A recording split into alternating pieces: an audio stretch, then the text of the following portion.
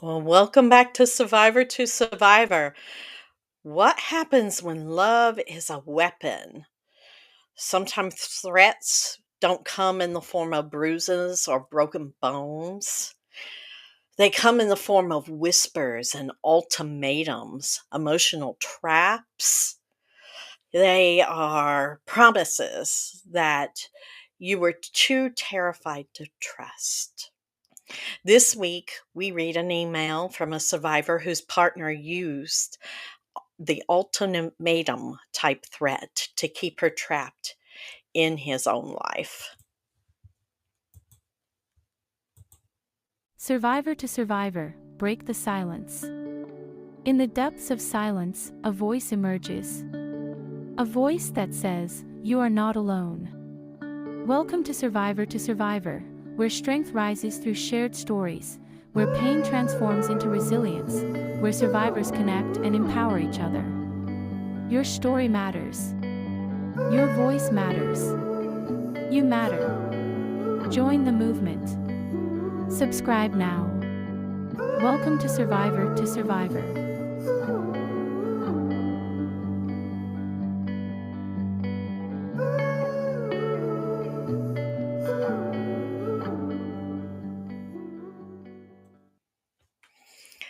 Well, today's email we got says, "Hi, I don't even know if this counts as abuse. My boyfriend never hit me, never screamed at me. But whenever I told him I couldn't handle the relationship anymore, he'd go completely quiet and then say, 'If you walk out the door, you'll have to live with knowing that you killed me.' The first time I thought he was just being dramatic, but then he texted me a photo of a bottle of pills. Another time I came home and he was sitting in the dark with a knife in his hand.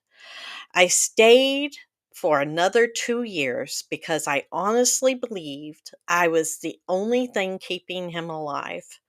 But now I'm out and I feel guilty every single day.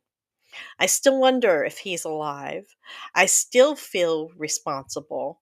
How do I stop carrying this weight? KM."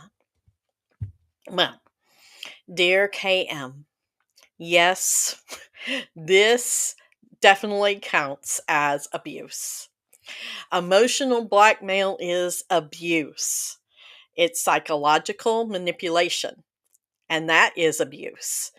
And the threat of harming yourself in that way is one of the most powerful weapons an abuser can use. I know I've definitely been there because they force you to choose between your safety and theirs. And here's the truth: you are not responsible for another person's life choices. So if someone is genuinely feeling like they can't take anymore and don't want to be here, the right response is professional help, not trapping someone in a relationship through fear and guilt. You're not going to be the person that helps them r- get beyond those feelings. Abusers who threaten self harm often seek control and they're not looking to heal. That's why threats of this kind usually stop once the survivor stops responding, or why they escalate only when the survivor tries to leave, right? You didn't abandon him. You did not cause his pain. You survived an impossible situation. And you were trying to take care of your own well being. Uh, you're having to consistently like weigh that against his demands. Guilt will tell you that you could have saved him, right? But the truth is, the only person you can save was you, and you did. You don't owe him your life just because he claimed he might take his. You owe yourself peace and safety and a future free from that kind of terror. So thank you for writing in. And if you've ever been trapped by threats of self harm, please hear this. You did not cause it. You could not control it, and you are not to blame. If you have a question or a confession or a moment that you need to release, email us at podcast@breakthesilencedv.org.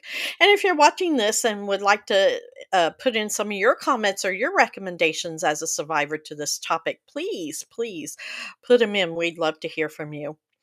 Um, Email us if you have any questions at podcast@breakthesilencedv.org, and we'll protect your identity and honor your voice and share your story with survivors who understand. Um, and also help us fund our programs that support survivors like KM by shopping. You can go to walmart.com/spark good, select Break the Silence Against Domestic Violence as your charity, and round up your total every time you check out. Small change adds up in a big way. So thank you, and we'll see you next Friday.